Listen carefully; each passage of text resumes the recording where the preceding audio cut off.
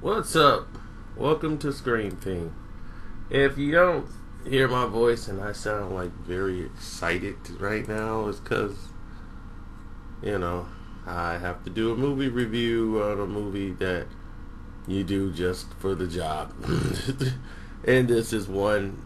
Remember I was telling you about movies that you know are going to be bad when you go into them? The trailer does it no justice. This is one that the trailer does it no justice.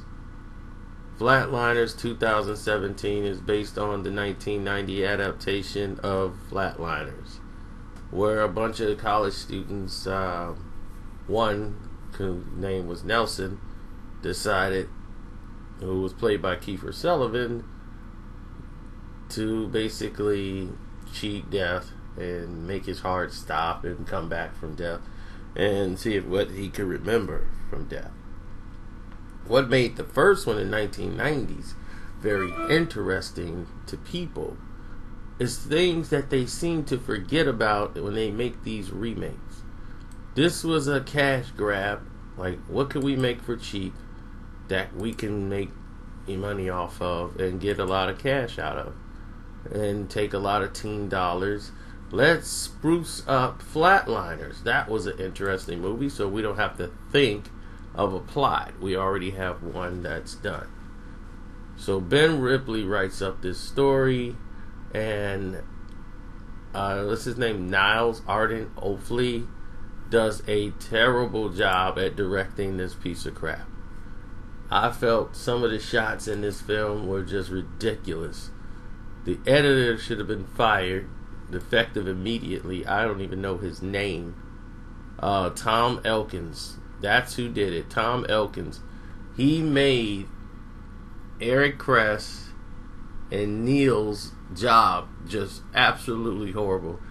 The way this movie is chopped up, it makes it look even worse.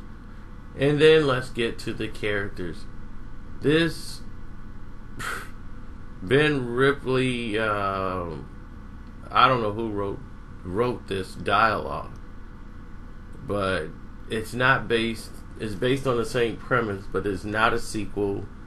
Kiefer Sutherland is in it as a doctor. He's not playing the same role. He just has a supporting cast role in this movie. But Ellen Page as Courtney seems to be the only one vested in acting. Diego Luna, who's playing Ray, definitely didn't do his justice.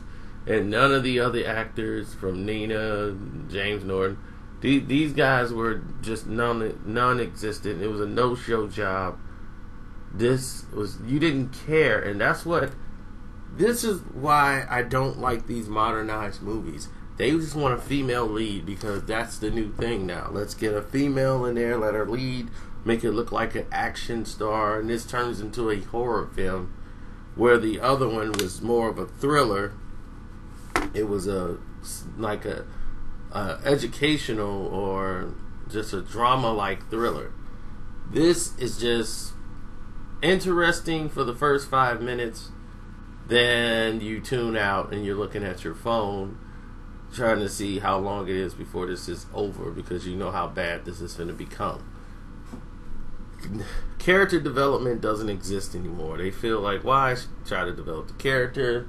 No one cares. Let's throw a jump scare in right now. Yeah, jump scare, jump scare, jump scare. And they feel that's what an audience think they've seen a great movie when they start doing the jump scares. And thank Paranormal Activity for this, because it has ruined all of these films to come, because they think this is what the audience wants. No.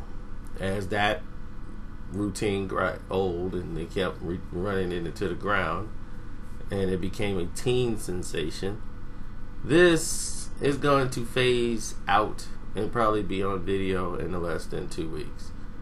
The story doesn't go anywhere. You really don't care about any of the characters. I mean, even you get tired of Ellen Page by the time it gets to the end. And that's what made the original great. It was the character development that you actually cared about what happened to the characters. You actually saw great acting on the screen. you saw the chemistry between them. So you said, wow, this is bad, this is good for that character, that character. This one is, you can't connect to anybody, mainly because the editing is so bad. You can't get around that. Then you're looking at some of these directorial shots, and now I don't know if it's the director or the editor. And when you're thinking that in a film, then you're already up against it. So I give this film 1 star. I'm out.